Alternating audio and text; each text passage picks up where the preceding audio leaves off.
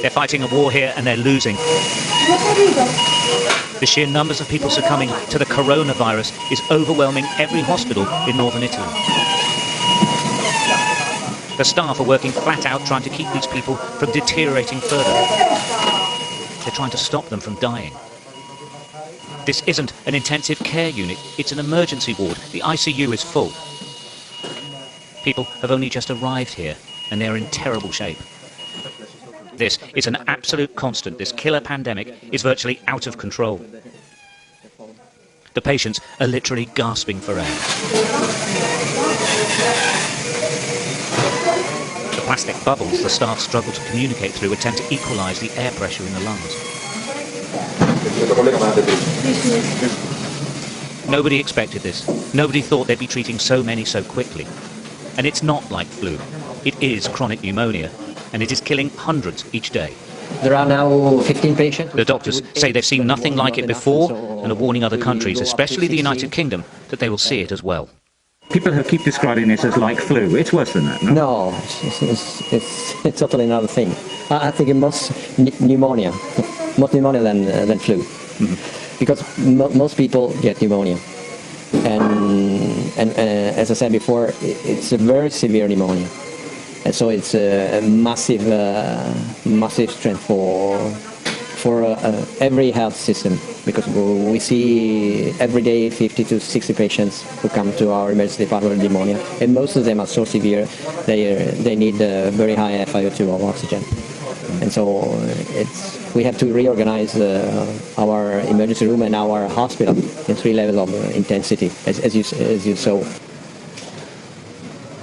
This is the main hospital in Bergamo, in Lombardy province. It's one of the most advanced hospitals in Europe. But it's the most hard-hit of all the hospitals in Italy. The town is the centre of the epidemic here. This isn't a ward, this is a waiting room. Wherever you go, people are on gurneys, in corridors, in meeting rooms, they're everywhere. All the medical staff urge other nations to see what's happening and lock their nations down right now or face this. What I would suggest is just shut down to stop all the outbreak and not come in this kind of situation that is very, very difficult to manage. Can I ask you personally what it's been like?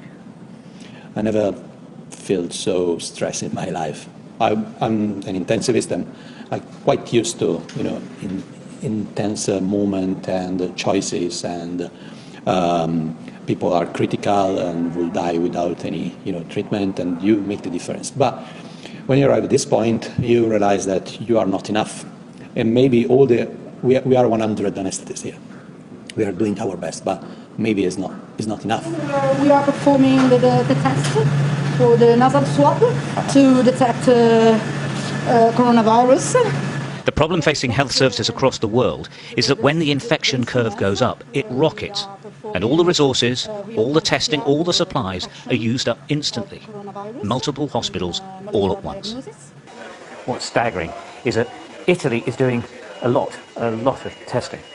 Thousands upon thousands are being tested. So far, about 4,000, the numbers keep changing, have actually completely recovered. The crucial point is that about the same number are dying. They're sort of neck and neck.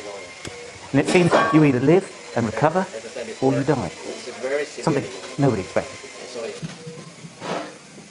Bergamo wanted us to see this to show what a catastrophic emergency nobody has experienced before looks like.